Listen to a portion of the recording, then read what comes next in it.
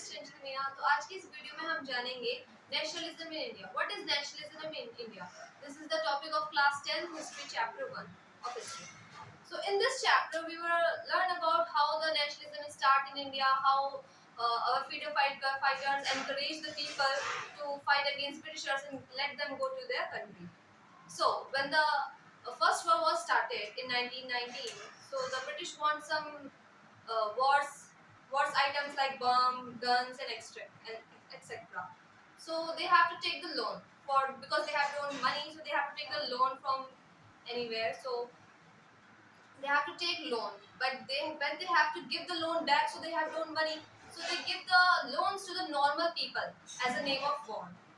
And when the poor people don't able to give the money return back to the British, so they put the tax on the loan, through which the poor people were not able to give the loan, and the Britishers grab on their land, grab on their properties, and the poor people look like that they have done anything.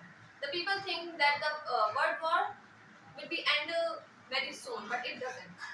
So it was started from Swaraj. So what is Swaraj?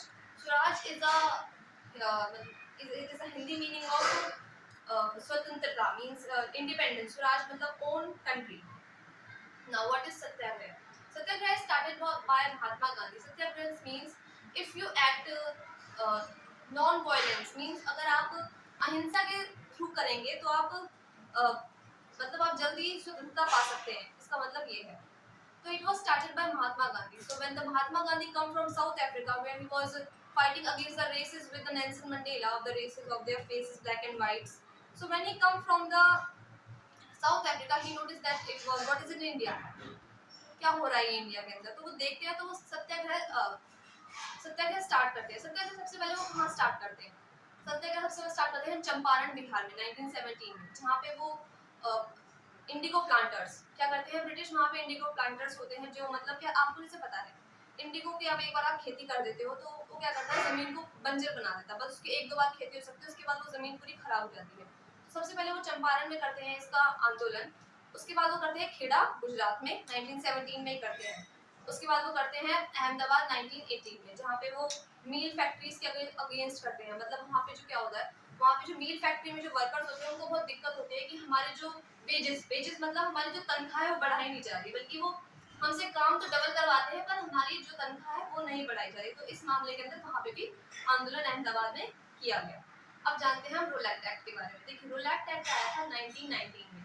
इस act में ये हुआ था कि जो Britishers थे उस time पे बहुत ज्यादा इलीगल काम बहुत ज्यादा बढ़ गए थे. तो ब्रिटिशर्स ने कहा कि कोई भी मुझे एक समूह कहीं भी मुझे चौराहे पे कोई भी कहीं भी एक ग्रुप बना हुआ दिखा, मतलब कोई भी मुझे पर्सन इलीगल वर्क करता हुआ दिखा पुलिस को, तो वो तुरंत उसको बिना किसी बयान के तुरंत वहाँ पे जेल में तुरंत डाल देंगे बिना कोर्ट में पेश करें. मतलब उसकी कोई बात नहीं सुनी जाएगी, सीधा वो जेल में जाएगा.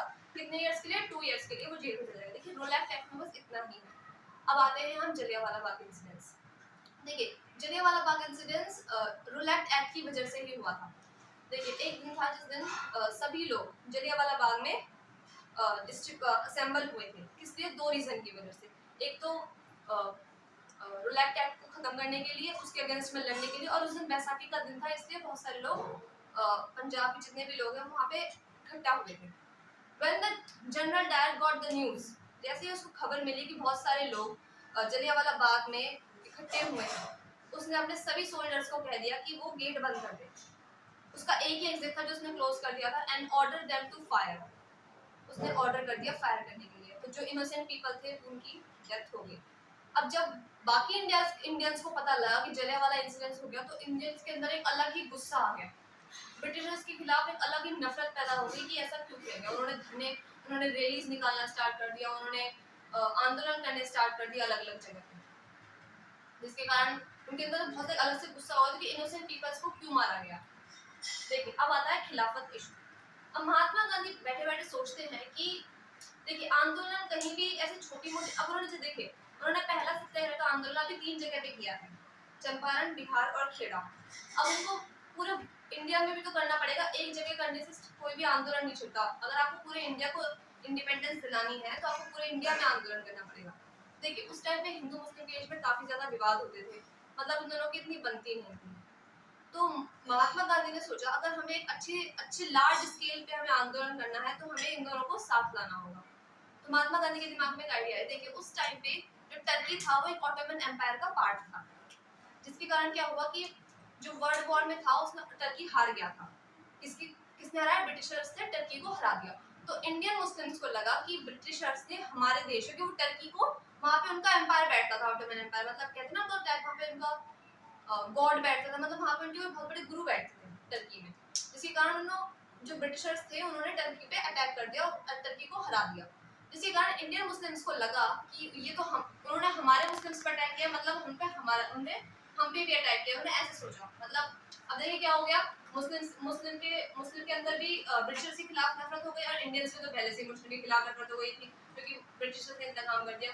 तो फिर महात्मा गांधी को सबसे अच्छा अपॉर्चुनिटी लगी कि हम एक बड़े स्केल पे आंदोलन कर सकते हैं, क्योंकि दुश्मन का जैसे दुश्मन दोस्त होता है, अब बस दोनों का एक दुश्मन है ब्रिटिशर्स, हिंदू का भी अब दुश्मन हो गया ब्रिटिशर्स और मुस्लिम का भी हो गया ब्रिटिशर्स। तो उन्होंने सोचा कि अब हम लार्ज स्केल पे मूवमेंट कर सकते हैं।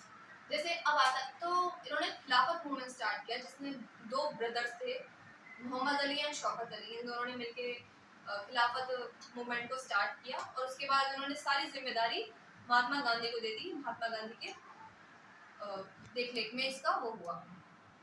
तो आज की इस वीडियो में हम इतना ही जानेंगे। Thank you so much.